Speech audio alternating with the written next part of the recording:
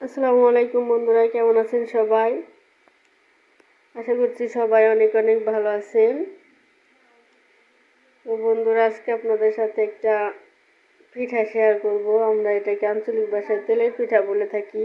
আপনারা হয়তো অনেকেই পোয়া পিঠা বা ভাজা পিঠা বলে থাকবেন। তো আমাদের ভাষায় এটা তেলের পিঠা। তার জন্য আমরা এখানে গুঁড়া নিয়েছি, চিনি গুঁড়া এবং লবণ।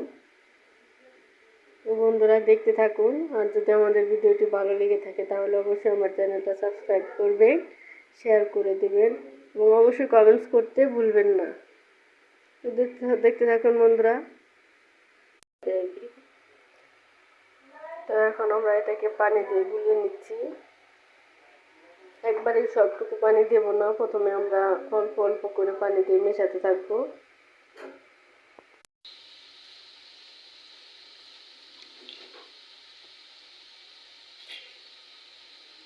এখানে পরিমাণ মতো পানি দিয়ে আমরা মিক্সার করব।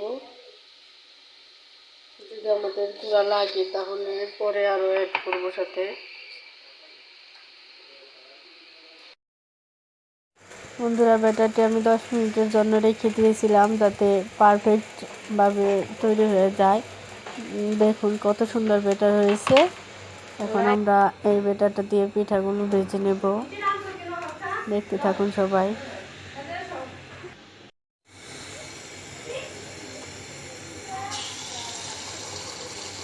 এখন আমরা একটা একটা করে পিঠা ভেজে নেব। এর জন্য চুলায় তেল গরম করে নিয়েছি।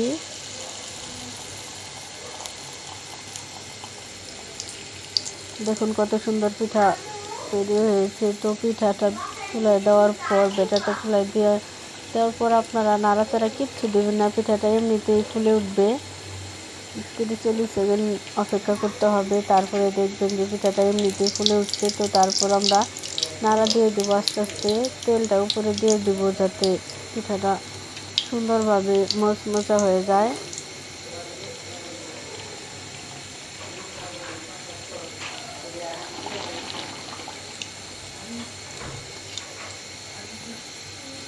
এখন আমরা আরেকটি পিঠা দিব।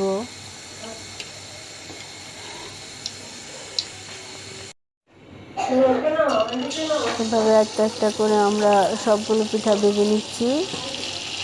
আপনারা দেখতে থাকুন বন্ধুরা, কত সুন্দর পিঠা তৈরি হচ্ছে।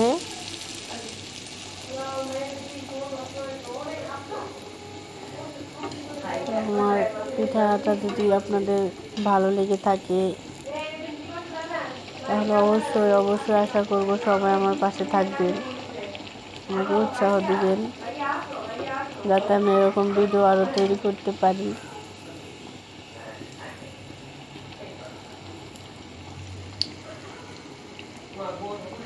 ভিডিওগুলো সত্যি সত্যি আপনাদের জন্যই তৈরি করা।